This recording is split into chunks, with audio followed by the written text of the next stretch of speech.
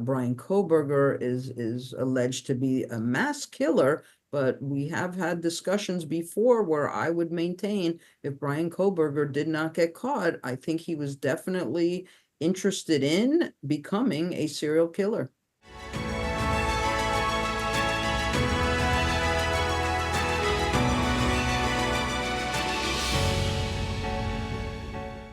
Bryan Kohberger, accused of murdering 4 University of Idaho students nearly 2 years ago. On the anniversary of these heinous murders, my colleague and co-host, retired police chief David Magnusson, sits down to discuss with Dr. Debbie Goodman what's going on with the trial, where do we go from here, and what can we expect? Dr. Goodman, the Bryan Kohberger case, what happened? On November 13th, 2022, 4 University of Idaho students who were residing in a home at King Road, Ethan, Xana, Kaylee, Maddie, were sadly, tragically butchered to death. 6 weeks later, Bryan Kohberger was identified as the prime suspect in this horrendous crime based on 3 key pieces of evidence: a 1-inch knife sheath containing his DNA, at least a dozen phone pings from his cell phone in the vicinity of the house on King Road, and surveillance video of his white Elantra between the hours of 4 and 4:20 a.m. on street surveillance. Who is Bryan Kohberger?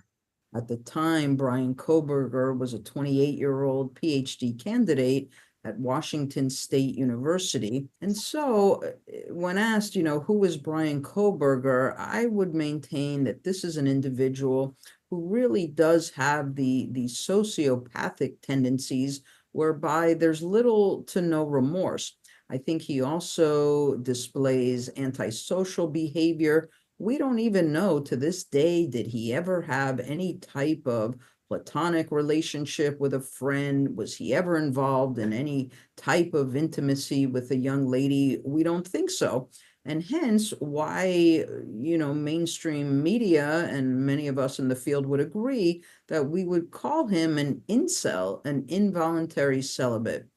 I also think Bryan Kohberger was somebody who subscribed to a sense of grandiosity, meaning he would feel that he was the smartest one in the room, the most capable, where he would want the spotlight on him, which is what other PhD candidates said in the scholastic setting.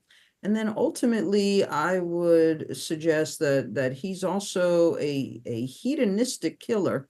And by that, I mean, some of these individuals, as the 3 of us know, and certainly your viewers very well versed on these issues, but some mass murderers and serial killers truly derive pleasure from beginning, middle to end.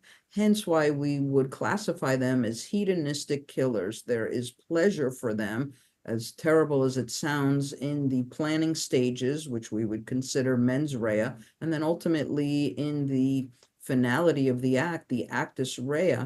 And believe it or not, even post-mortem and post-trauma, individuals such as a Bryan Kohberger would be very invested in how law enforcement is proceeding, and it would please one to know that they're steps ahead or above law enforcement's investigation. Does that bring you back a little bit to a Ted Bundy, perhaps? There is definitely similarity between how Bryan Kohberger looks and how Ted Bundy looked, and both of whom well-spoken. And yes, I think the manipulation mindset, let's call it, of being the smartest one in the room would also suggest that the individual simply does not think he's getting caught. And although we would classify, or at least I would as a criminologist, differently the 2 killers, because technically Ted Bundy was a serial killer, whereby Bryan Kohberger is alleged to be a mass killer. But we have had discussions before where I would maintain if Bryan Kohberger did not get caught, I think he was definitely interested in becoming a serial killer. Why do we think he committed these crimes? Any thought process on that? What evidence do you think points to him? I did create a theory on this particular case, and I call it the JAR theory, JAR, which stands for jealousy, anger, revenge. I truly feel that Bryan Kohberger had a sense of jealousy toward our victims individually and collectively. I think he truly wanted some type of friendship circle. He wanted a girlfriend, and he looked to our victims, I think, as something that was simply unattainable. And I think it leads to the A component, which is anger. I truly feel this angered him, being somebody very much in isolation, feeling apart from rather than a part of. And then ultimately, I believe revenge set in. This is what these killers do, Robert and David, that there's a sense of revenge, that they truly want to take matters into their own hands. They want the power, control, and authority that really they've never had, and now they will have it by becoming killers. And to your question, of course, about the evidence, I would maintain that there are three key pieces of evidence that I think we will see really in the spotlight when this case goes to trial in 2025. And the first of which would be the knife sheath, literally talking about a little 1-inch button closure from the knife holder, if you will, and that was right there at the crime scene. And so when we look at the statistics, we look at the numerics, the numbers for me are absolutely astonishing, because these are numbers we don't even use in mathematics when we're growing up in high school math, college math. We're talking about 1 in 1 octillion. So that's a 1 in 27 zeros is how our forensic experts analyze that the likelihood of this not being Bryan Kohberger, because it was his DNA, is 1 in 1 octillion. So I would look to that as our very primary significant piece of evidence. And then I would say secondary and tertiary would be 12, at least a dozen phone pings coming from Bryan Kohberger's cell phone in the vicinity of the home on King Road. And the tertiary piece, the third element I think is significant, is we have his car, that white Elantra, on surveillance footage between the hours of 4 a.m. and 4:20 a.m. For me, all of that points to him. What alibi could he come up with then? We are privy to what they are planning to use as his justification or rationale or foundation for where he was that night, and allegedly he was on a long drive to nowhere. Now, for me, I tend to put some labels on some of this, and as a criminologist, I just feel that's such a Swiss cheese argument. There's just no way to document this, to verify this, no witnesses, nothing time stamped or dated, and I feel that it's a very weak defense to the strength of what the prosecution is coming in with. What's your thoughts on the point that the court venue, it has been changed? I don't disagree with this case having a change of venue. I think the initial thinking of any time a case changes the city, the town, the location in which it occurred is to really ensure that there's no taint to the process, that there wouldn't be any violation of policy, procedure, protocol.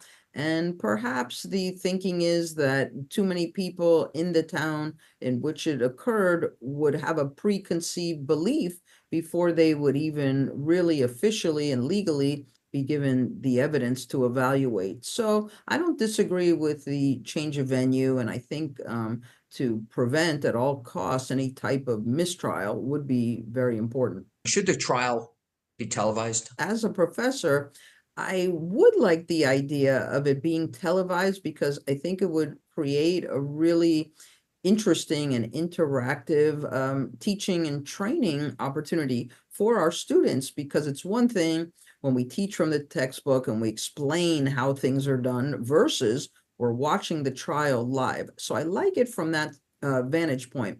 But as we know, how these decisions are made, interestingly, is it really is up to the sitting judge on the case to determine if he or she would like the cameras in the courtroom. The three of us, of course, remember very well the O.J. Simpson case. and we saw play by play what was going on. Again, the question is, does the public really have a right to know when one is an accused, rather than the right to know once a jury has reached a determination and then everybody? Is this going to be a death penalty case? We know that the prosecution is seeking the death penalty. A quadruple murder is certainly aligned in statute with a death penalty case.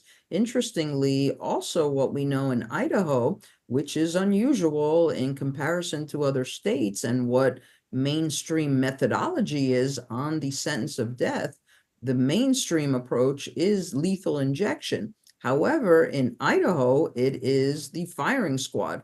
So we will see if this future jury decides that that's an appropriate penalty. And certainly if not, the secondary option would be 4 life sentences without parole. What's the average length on somebody on death row by and large? On average, it's 20, 25, 30 years. So that's a whole other level and layer, I think, regarding victimology and victimization. We call it primary, secondary, tertiary, even in the victimology sense, that primary, who's the primary victim, sadly, are 4, beautiful college students. But the secondary victimization, of course, is the loved ones, the parents, the family members, the siblings. And then the tertiary, that third level, is actually the rest of us in society. We don't know these families directly. We just know that their lives and their loved ones have been forever changed and altered due to such a senseless, brutal crime. So you're right, there's going to be different levels of, let's just call it justice instead of closure and healing, because can one ever really heal from a young person's life being taken? What I know about death and dying and grieving and bereavement is that when we look at the categories of who we've lost, for example, if it's the loss of a parent, that's considered our connection to the past. If it's a loss of a spouse, that's considered our connection to the present. But the loss of a child, that's the connection to the future.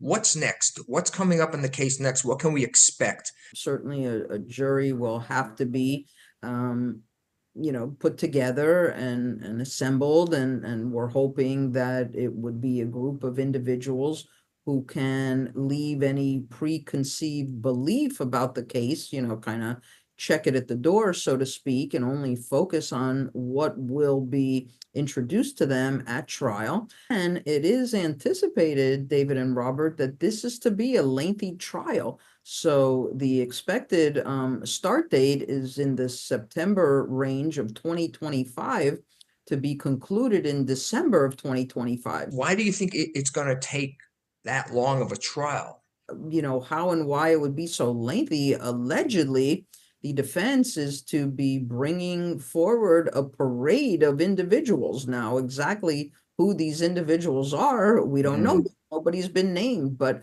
they have dozens of people that they're going to, have testify in court. My best guess at the moment, I don't have inside information, but my best guess is these might be individuals who have been at the house on King Road, other college students, potentially talking about the ease in which they went through the structure. Maybe the defense is going to try to suggest that this was, let's call it, the party house where a lot of young people went, not only during the weekends, but during the week. And how do we know with certainty that it was Mr. Kohberger? So obviously the strategy is going to be creating some type of doubt. Now, something else that could be significant, of course, and I want to be fair to both sides, we do not have a murder weapon. Do we need the murder weapon? I don't think we need it. We all know of cases where circumstantial evidence has prevailed. We didn't have the murder weapon in the Alex Murdaugh case. We didn't have the murder weapon in the case we also just concluded in the media about the Delphi murder. No murder weapon, but sometimes the digital evidence is very solid and sound, and we do have this DNA on a little 1-inch knife sheath, and I think that's going to be significant. Well, there you have it. Like Debbie Goodman's, criminal case analysis of the Bryan Kohberger criminal trial.